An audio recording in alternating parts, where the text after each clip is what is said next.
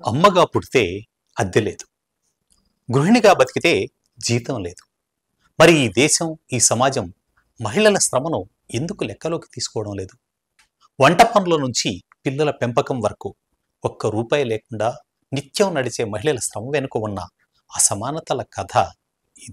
రోజంతా వంట, శుభ్రపరిచే పనులు, పిల్లల బడి పనులు, పెద్దల మందులు, ఇలా ఇంటి పని అంతా జాగ్రత్తగా నడిపేది మహిళలు.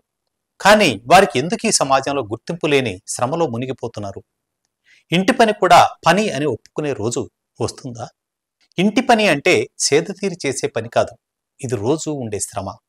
అయితే ఈ పనికి జీతం లేదు, అంతకన్నా గౌరవం అసలే లేదు. తాజా గణాంకాల ప్రకారం భారతదేశంలో ఎన్ఎస్ఎస్ టైమ్ యూజ్ సర్వే 2019 ప్రకారం మహిళలు ప్రతిరోజు సగటున 4.9 గంటలు ఇంటి పనులకు వెచ్చిస్తున్నారు.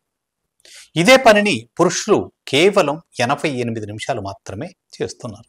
భారతదేశ మహిళలు వారానికి 34.3 గంటలు ఇంటిలో పనిచేస్తున్నారు. అదే పురుషులు వారానికి 6.1 గంట మాత్రమే చేస్తున్నారు.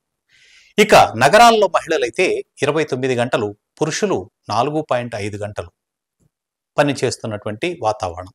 Unpaid domestic work GDP value 2023 ప్రకారం 22.7 లక్షల కోట్ల రూపాయలు ఉంది.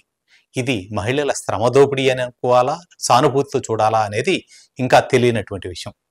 ఇది భారతదేశ జీడిపికి 7.5% వరకు చేరనంత విలువ.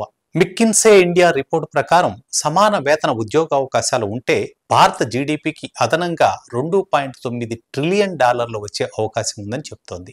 ఇక జీతం లేకపోయినా సహించవచ్చు, కానీ గౌరవం కూడా ఇవ్వకపోతే? ఇంటి పని అంటే ఎవరికైనా ఆస్తి కాదు, అది బాధ్యత.